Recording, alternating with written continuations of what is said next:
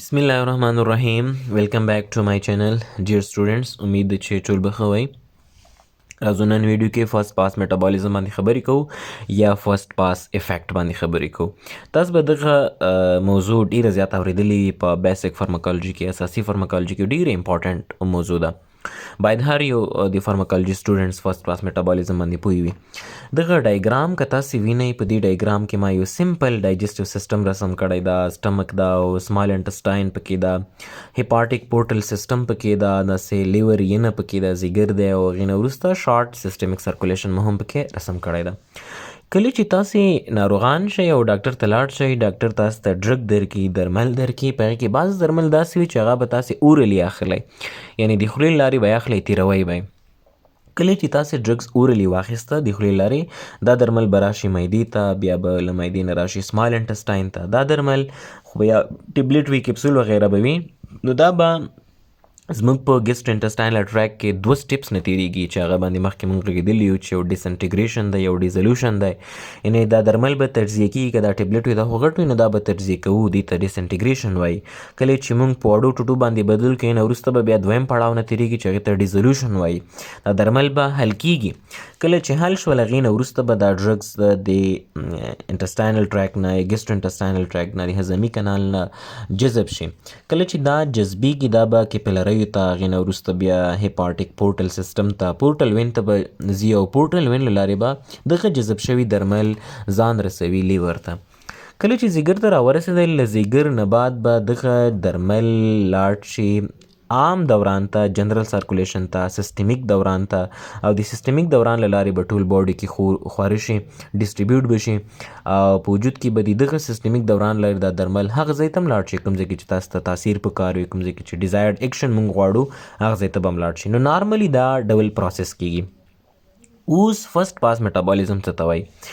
کله چې تا درمل اورلی واخیستل، دا درمل راغلل معدې ته، بیا سټمک ته، سټمک نه وروسته سمال انټسټاین ته، دا بیا جذب شول. د جذب کېدلو نه وروسته بیا راغلل لیور ته.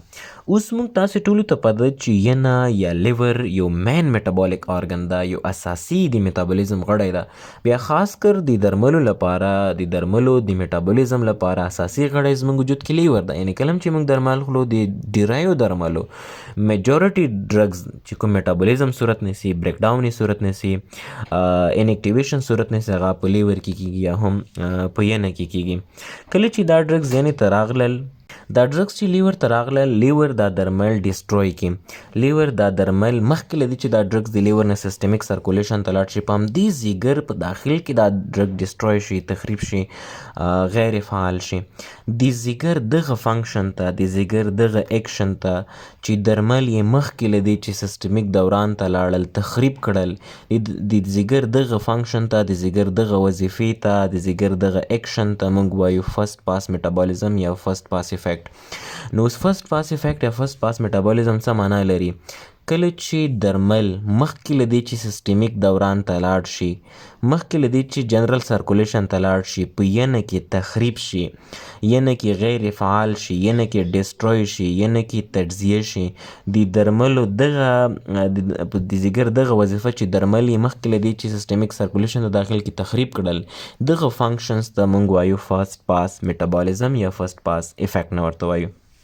ویدو کې چې پوه شوي وای. نو فرست پاس میټابولیزم په لنډ ډول مطلب دا دی، کله چې ته اورلی یو پیشنټ ته، یو ناروغ ته ډرګ ورکړي، دا درمل به لاړ شي زیګر ته. مخکې له دې چې دا درمل سیستمیک سرکولیشن ته لاړ شي، که چیرې زیګر دغه درمل تخریب کړل، نو د زیګر دغه اکشن ته موږ فرست پاس میټابولیزم وایو. اوس که زه یو اصطلاح وکاروم چې فار ایگزامپل یو ډرګ دی چې هغه نومیږي A، دا چې کوم تاسې وینئ دا فرض کړه A په نوم یو ډرګ دی. زه وایم چې د A ډرګ فرست پاس افیکټ یا فرست پاس میټابولیزم زیات دی، یعنی A ډرګ هیوي فرست پاس افیکټ لري. دې څه معنا؟ دا معنا لري چې که چېرته دغه ډرګز ته اورلی ورکړي، دا به لاړ شي زیګر ته، او زیګر کې به دا درمل مخکې له دې چې سیسټم ته داخل شي، زیګر به یې ډېر تخریب کړي، زیګر به یې ډېر میټابولایز کړي، زیګر به ډېر دا انیکټیو کړي، زیګر به دا بریک ډاون کړي. نو ډېر کمه فیصدي د درملو به سیستمیک سرکولیشن ته لاړ شي، هغه غلظت به ډېر کم وي، نو هغه بیا نشي کولی کافي افیکیسي ولري، په ښه ډول تاثیر وکړي. نو که کوم ډرګز تاسې کوم کتاب کې لوستل چې فار ایگزامپل یو ډرګ دی فار ایگزامپل نایټروګلیسرین چې هغه هیوي یا ډیر زیات فرست پاس افیکټ لري یا فرست پاس میټابولیزم لري دی به دا معنی وي چې که ته دا ډرګ اورلی ورکړې نو دا په ځیګر کې تخریبیږي او سیسټم ته چې ځي نو ډیر کم به لاړ شي نو هغه به بیا مؤثر نه وي هغه به تاثیر نه کوي نو ته مجبور یې چې کوم ډرګز فرست پاس میټابولیزم زیات و هغې لپاره به ته اورل روټ نه غوره کوې هغې لپاره به نور روټس غوره کړې هغې لپاره به آی وي روټ غوره کړې هغې لپاره به آی ایم روټ غوره کړې سبکوټینیس روټ به غوره کړې ټاپیکل روټ نه به استفاده وکړې نور ډیفرنٹ روټس انهیلیشنل روټ نه به استفاده وکړې سبلینګول روټ نه به استفاده وکړې دغو روټس نه موږ ځکه استفاده کوو لکه آی وي آی ایم سبلینګول سبکوټینیس ریکټل ټرانسډرمل ځکه چې درمل د دغه ځای نه سیسټمیک سرکولیشن ته ډایرکټ جذبیږي یعنی بایپاس کیږي او لیور نه تیریږي نو تخریبیږي نه د وجې نه دوران ته به غلظت زیات ځي زیات غلظت زیات مقدار کې به دوران ته غورځېږي سیسټمیک سرکولیشن ته به داخلېږي او بیا به یې تاثیر هم ښه وي نو د کوم درملو چې فرست پاس میټابولیزم یا فرست پاس افیکټ زیات وي هغه ډرګز موږ اورل روټ باندې نه کارو هغې لپاره یو الټرنیټیو روټ نه استفاده کوو یو بله لار نه استفاده کوو چې هغه به یا آی وي وي آی ایم یا سبکوټینیس وي یا به سبلینګول وي یا به ریکټل وي یا به ټرانسډرمل وي ایټسټرا دغو روټس نه بیا ځکه استفاده کوو ځکه چې کله ته آی وي ناروغ ته ډرګ ورکړې هغه به ډایرکټ سیسټمیک سرکولیشن ته لاړ شي نو لیور نه به بچ شوي وي که آی ایم دی ورکړل هغه هم ډایرکټ سیسټمیک سرکولیشن ته ځي که سبکوټینیس دی ورکړل هم ډایرکټ سیسټمیک سرکولیشن ته همداسې که سبلینګول دی ورکړل هغه هم ډایرکټ سیسټمیک سرکولیشن ته ځي نو د لیور نه به بچ شوي وي فرست پاس میټابولیزم نه به بچ شوي وي د درمل به ډېر زیات غلظت کې دوران ته لاړ وي وجود کې به خور شوي وي بیا به تاثیر هم زیات کوي افیکټس به زیات وي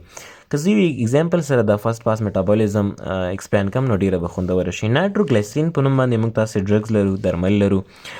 دغه نایټروګلیسرین یا ګلیسرال ټرای نایټریټ چې په هایپرټینشن کې د وینې په لوړ فشار کې انجاینا کې استعمالیږي موږ نایټروګلیسرین ناروغ ته اورلی یا د خولې له لارې نه ورکوو دا د نایټروګلیسرین چې کوم ټیبلټ راځي دا موږ ناروغ ته اورلی نه ورکوو ولې نه ورکوو ځکه که چېرته ته نایټروګلیسرین اورلی ورکړې دا به لاړ شي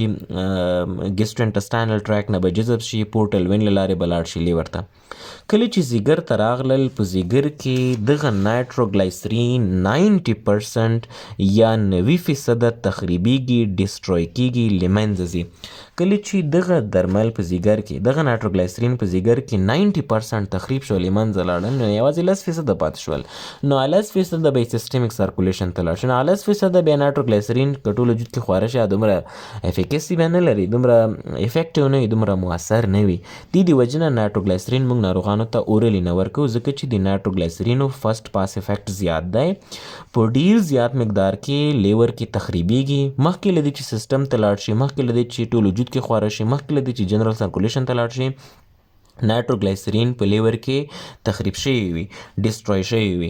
نو بیا افیکټیو نشي د دې وجې نه نایټروګلیسرین موږ اورلی نه استعمالوو اوس د نایټروګلیسرین د استعمال لپاره موږ نورې بدیلې لارې لرو الټرنیټیو روټس لرو نایټروګلیسرین موږ آی وي استعمالوو نایټروګلیسرین سبلینګول دا درمل موږ ژبې لاندې کې ږدو موضوعي ډول باندې استعمالوو ټرانسډرمل استعمالیږي اوس کله چې ته نایټروګلیسرین آی وي استعمال کړې نو به ډایرکټ سیسټمیک سرکولیشن ته که نایټروګلیسرین د ژبې لاندې کې ږدې نو به جذب شي ډایرکټ به سیسټمیک سرکولیشن ته لاړ شي دغه سخت انوایرمنټ نه دغه هارش انوایرمنټ نه چې په لیور کې موجود ده د دې نه به بچ شوی وي نو که زه پریکټیکل اگزامپل کې واخلم نو که زه سل جست فار انډرسټینډینګ د پوهېدلو لپاره که 100 ملي ګرامه دغه ټیبلیټ وي دا دلته راغلی ده لیور ته لیور کې به 90 ملي ګرام تخریب شي منځه لاړ شي اونلی 10 ملي ګرام به سیسټمیک سرکولیشن ته لاړ شي نو دا به ډېر کم دی دغه 10 ملي ګرام ډرګز نشي کولی چې هغه ډول افیکټس شو کړي په وجود کې څه ډول چې باډي کې په کار وي دا موږ سره فرست پاس میټابولیزم یا فرست پاس افیکټ نو په لنډ ډول دا زده کوي کله چې درمل مخکې له دې چې سیسټمیک سرکولیشن ته لاړ شي په لیور کې تخریب شول د ځیګر دغه ایکشن ته چې درمل یې تخریب کړل مخکې له دې سیسټمیک سرکولیشن ته لاړ شي دې ایکشن ته دغه پروسس ته دغه ایکشن ته موږ وایو فرست پاس میټابولیزم